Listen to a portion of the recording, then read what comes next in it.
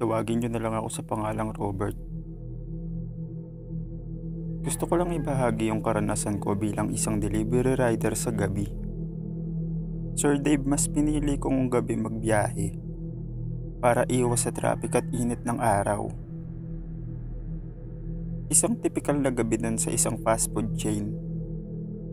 Habang nakatambay ako, biglang may pumasok sa aking booking. Yung location na yun, iniiwasan talaga ng karamihan ng mga rider. Bukod kasi sa madilim ito, ay wala ding gaanong bahay doon na halos magkakalayo ang pagitan. Dahil mag-iisang oras na din naman akong nag-aantay ng booking, kaya pinatos ko na. Nung na-pick up ko na yung order ng customer, agad ko na din itong dineliver sa location na yon. Dahil naririnig ko lang naman sa ibang kasamahan ko sa tambayan yung lugar na yon. Tsaka medyo bago pa lang din kasi akong delivery rider. Totoo nga, nakakonti lang ang bahay sa lugar na yon at walang gaanong poste ng ilaw. Nung nakarating na ako sa mismong bahay ng customer, nasa labas na din yung magre-receive ng dala kong pagkain. Nung inabot ko sa kanya yung order niya, agad naman siyang nagpasalamat. Salamat kuya. Kanina pa talaga ako nagugutom. Wala kasing nag-a-accept na order ko. Buti na lang in-accept mo. Matapos yun, inabot niya na din yung bayad. Nagbigay din siya ng tip. Hindi na din ako nagtagal at nagpaalam na sa kanya. Nung nasa biyahe na ako pabalik sa tambayan, nakaramdam ako na naiihi. Pero nagpatuloy lang ako sa pagbiyahe. Nung may nakita akong bakanting lote na may mataas na talahib, huminto ako. Doon ko naisipang umihi. Nasa kasarapan na ako ng ihi ko nun. Biglang para akong may narinig ng umunguya. Siyempre na-curious ako. Kaya medyo lumakad ako papunta dun sa naririnig kong umunguya. Nung paghawi ko ng talahib, ay naaninag akong nilalang na parang kawangis ng aso at sobrang laki nito. May kinakain siyang kambing. Biglang kumabog ng napakalakas yung dibdib ko. Hindi naman ako namalayan nung nilalang na yun dahil nakasubsob yung mukha nito sa tiyan ng kambing. Nagdahan-dahan akong umatras para makaalis. Pag-atras ng isang paa ko, bigla akong may natapakang isang sanga at nabali ito. Biglang lumingon yung nilalang sa akin. Wala nang ano-ano. Tumakbo na ako pabalik sa motor ko at pinaandar ng sobrang bilis. Wala akong pakialam kung may mabangga ako. Basta makaalis lang ako sa lugar na yun. Tumingin ako sa side mirror habang umaandar yung motor. Nakita ko na hinahabol niya ako. Kaya mas binilisan ko pa. Nung medyo malapit na ako sa maraming poste ng ilaw at mga bahay, hindi na din ito sumunod at bigla na ding nawala.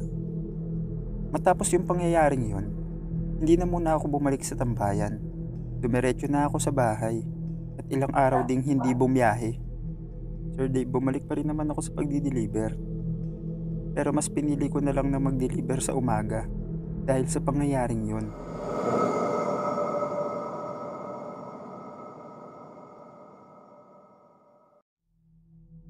Itago niyo na lang ako sa pangalang Poyet. Sa tagal kong delivery rider, hindi ko akalaing mararanasan ko itong karanasan ko na ito. Hindi naman ito sobrang nakakatakot. Pero depende na siguro sa makikinig kung matatakot sila. Basta ako, natakot at the same time, nalungkot din. Hindi ko nababanggitin kung anong app gamit ko. Pero para maiklo kayo, kulay orange po siya. November 3 nun. Mga bandang 4 PM. Napag-isip-isip ko nang umuwi. Pero dahil medyo hindi pa naman ako pagod ng sobra, umirit pa ako ng isa pang booking. Nung pumasok na sa akin yung booking, agad ko na ding tinawagan yung customer. Tinanong ko muna siya kung anong ipapadeliver niya. Hello? Ma'am Rachel po, tama. Tanong ko lang po kung ano pong ipapadeliver niyo, ma'am. Hello Kuya Rider, ready for pick up na po yung item. Bulaklak lang naman po yun. Send ko na lang po sa iyo yung bayad. Pagtapos namin mag-usap ng customer, agad na din akong pumunta sa pick-up location. Pagdating ko sa pick-up location, pumasok na ako sa loob ng store at kinuha ko na yung item. Bulaklak nga, Sir Dave. Bago ako umalis, tinawagan ko ulit si Ma'am Rachel para i-confirm yung item at sumang-ayon siya na yun nga daw yun. Sinend niya na din yung bayad. Nagbigay din siya ng tip. Umalis na ako nun para ihatid na sa drop-off yung bulaklak. Medyo napaisip ako kasi walang pangalan yung drop-off ng location. Nakapin lang siya sa isang lugar. At sa tagal ko nagdi-deliver, hindi pa ako nakapunta sa lugar na yun. Nung medyo malapit na ako sa lugar kung saan ko i-deliver yung item, medyo napansin kong may mga nicho sa paligid ng kalsada. Umabante pa ako. Kasi sa unahan pa yung tinuturo sa mapa. Maya-maya, huminto na ako. Dahil huminto na din naman yung mapa sa cellphone at nag-arrive na daw ako sa drop-off location. Tinignan ko yung paligid.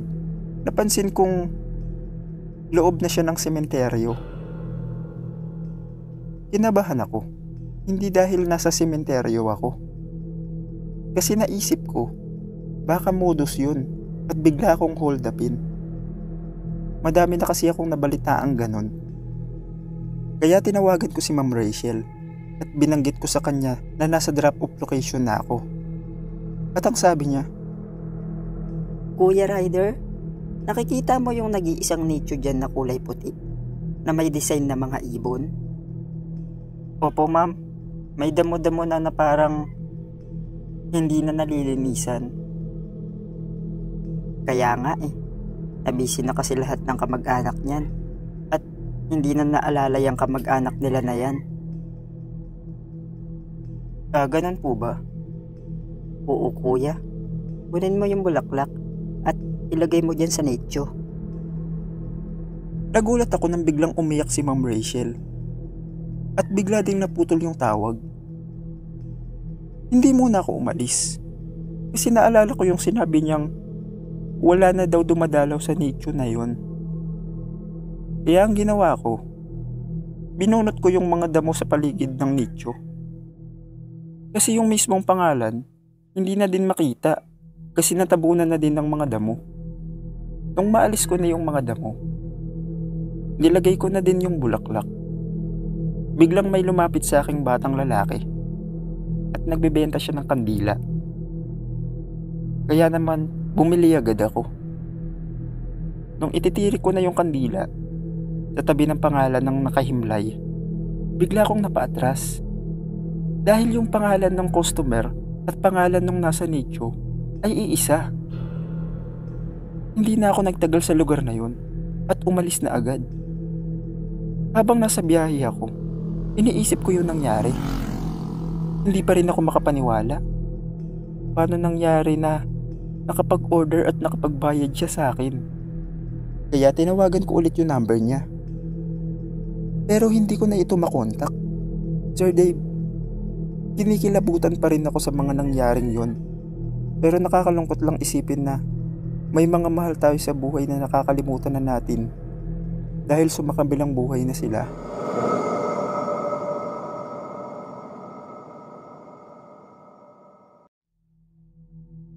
Ang pangalan ko ay Alex. Boss Dave, gusto ko lang ibahagi yung karanasan ko nitong 2024 lang. Isa pala akong delivery rider. Hindi naman sa pagbubuhat ng bangko. Medyo may itsura ang inyong lingkod. Tuwing gabi talaga ako lumalabas para bumiyahe. Mas madami kasing nagpapadeliver pag madaling araw. Isang madaling araw na, may booking na din ako at hawak ko na yung order ng customer ko. Sumakay na ako sa motor ko. Nahatid ko naman ng matiwasay yung pagkain na dala ko. Nang pasukan ulit ako ng isa pang booking, Papunta na ako nun sa may store kung saan ako magpipick up ng order. Sa kahabaan ng kalsadang tinatahak ko, may nakita akong isang babaeng naglalakad na tila ba parang wala sa sarili. Hinintuan ko siya para tanungin kung bakit ito naglalakad sa kailaliman ng gabi. Nung napansin niya ako, agad naman siyang lumingon. Medyo nagulat pa nga ako kasi ang ganda niya, Boss Dave. Medyo nag-alala ako at tinanong siya kung bakit naglalakad siya ng ganong oras. Sagot nito, Medyo nagpapalipas lang ng oras, kaya naglakad-lakad muna ako. Pero pauwi na din naman ako. kaya inalok ko na siya kung gusto niya bang sumabay sa akin. Total yun, tinatahak niya namang daan. Doon din naman ang daan ko. Tsaka delikado din maglakad-lakad ang babae ng ganong oras. Kaya inalok ko talaga siya. Hindi na siya nagdalawang isip. At sumakay na din naman siya. Habang nasa biyahe kami, napansin kong tahimik lang siya. Kaya tinignan ko siya sa side mirror ng motor. Nakatulala lang siya na parang ang lalim ng iniisip. Lumipas ang ilang minuto. Bigla siya nagsalita. Malapit na akong bumaba. Sa susunod na kanto, doon na ako. Sumang-ayon lang ako sa sinabi niya. Sa bandang unahan, Boss Dave, may naaninag akong mga pulis na nakaposte. Bigla kaming pinara. Checkpoint pala. Bigla akong kinabahan. Kasi walang helmet yung angkas ko. Baka matikitan ako. Bigla nagsalita yung isang pulis. Sir, checkpoint lang po. License at papel na lang po ng motor. Nung bababa na ako ng motor, nagulat ako dahil nawala yung angkas kong babae. Kaya tinanong ko yung isang pulis, Sir, nakita niyo po ba yung kasama kong babae? Halatang gulat na gulat yung pulis sa sinabi ko. Sir, wala naman po kayong kasama. Ikaw lang naman po mag-isa. Makikipagtalo pa sana ako na may kasama ako, pero pinabayaan ko na lang para hindi na din ako matikitan. Inabot ko na sa pulis yung lisensya at papel ng motor ko. Habang tinitignan ng pulis yung mga dokumento ko, nagpalingalinga ako para tignan kung nasa paligid ba yung babaeng naangkas ko kanina. Tapos may isang pulis sa gilid na nagsalita at nagsabing, Sir, baka si Maria yung umangkas sa'yo. Magandang babae na naglalakad ba? Lagi yan hinihintuan ng mga motorista kasi maganda, tapos sinasabay nila hanggang doon sa susunod na kanto. Kinabahan ako sa sinabi ng isang pulis na yon dahil tugma sa mga sinabi niya yung babae. Nung binalik na sa akin yung lisensya at papel ng motor ko, agad na din akong umalis. Bigla akong napatingin sa side mirror ng motor ko at nakita ko yung babae sa tabi ng isang pulis at nakangiti itong nagpapaalam sa akin.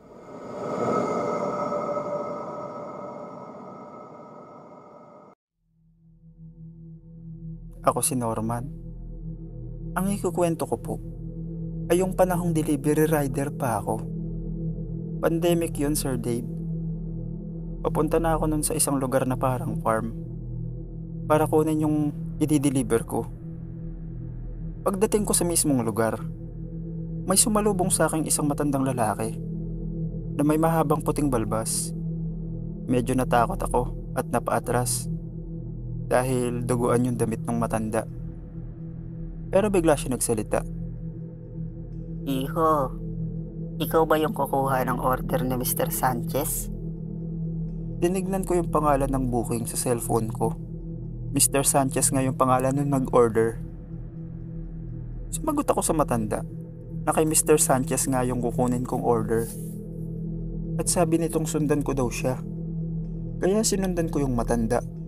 Pagpasok namin sa bahay, nakita ko na ang daming nakasampay na mga karne ng baboy, kambing at kung ano-ano pa. Natawa ako bigla kasi natakot pa ako kanina sa matanda kung bakit madaming dugo yung damit niya. Nagtitinda pala siya ng karne. Bigla niya sinabing intayin ko na lang daw siya doon. Pumasok siya sa isang kwarto at paglabas niya, may dala na siyang isang kahon na umuusok pa sa lamig. Nilapag niya muna yung kahon na yun. Hindi ko na tinanong kung anong laman nun. Panigurado, karne naman yun eh. Kasi umuusok pa sa lamig. Tapos galing pa sa kwarto na parang freezer. Nagsalita yung matanda. Sabihin ko daw kay Mr. Sanchez na alam niya na kung paano siya babayaran sa karneng yun. Sumang-ayon na ako at binuhat na yung order ni Mr. Sanchez. Nabigla ako kasi medyo mabigat siya kahit di naman ganun kalaki yung kahon. Nung buhat ko na yung kahon at palabas na sa bahay, may napansin ako sa gilid na damit at pantalon, tapos may isang tsinelas. Pero ang nakapagtataka, yung damit at pantalon, gutay-gutay at may dugo. Pero dumiretso na ako palabas at sinakay ko na sa motor ko yung kahon. Bago ako umalis, nagsabi din yung matanda na bilisan ko daw kasi malaki daw magbigay ng tip si Mr. Sanchez. Tinignan ko yung location ni Mr. Sanchez. Sikat at mamahaling subdivision yun. Pero hindi ko nababanggitin. Habang nasa biyahe ako, parang may naaamoy akong sobrang lansa sa bandang likuran ko. Kaya huminto muna ako sa isang gilid para tignan. Pagbukas ko ng bag, kung nasan yung nilagay kong order ni Mr. Sanchez, sobrang lansa ng amoy at napansin kong may parte na ng kahon yung nasisira. Siguro dahil natunaw na yung ibang yelo sa loob. Tsaka mainit din kasi yung panahon. Kaya siguro natunaw agad. Sumakay na agad ako para mahatid ko na agad yung order ni Mr. Sanchez. Minadali ko na yung pagmamaneho ko. Nung makarating na ako sa tapat ng isang bahay sa loob ng subdivision na yun, nagulat ako kasi sobrang laki ng bahay. Masasabi mong mayaman talaga yung nakatira. Nag-doorbell ako. Habang nag-aantay, nilabas ko na yung kahon na order ni Mr. Sanchez. Medyo nakaalalay ako nun sa ilalim. Kasi yung paligid ng kahon, parang bibigay na. Biglang may lumabas na dalawang babae. Maid ata nila yun kasi parehas ng suot. Nung kinuha na nung isang maid yung kahon, yung isa namang maid, inabot sa akin yung bayad, tapos binigyan ako ng 2,000 tip. Nabigla ako. Kasi sobrang laki nun. Bigla siya nagsalita. Huwag ka na magtanong. Umalis ka na. Nagtaka ako, pero hindi ko na siya pinansin. Kasi tuwang-tuwa ako sa tip na nakuha ko. Lumingon ulit ako sa 2 maid na papasok na sa bahay. Nakita kong nadulas yung isa at nalaglag yung kahon. Agad niya naman yung pinulot at nagpatuloy na sa paglalakad. Pero nagulat ako sa isang parte ng kahon na dala niya na tila ba nasira na dahil nabagsak niya. At biglang may unti-unting lumabas na kamay doon. Pero hindi lang basta kamay, kasi kamay ng tao yun. Na sobrang daming dugo. Ini-start ko na yung motor ko at umalis na sa lugar na yun. Isang linggo akong hindi nagbiyahe nun.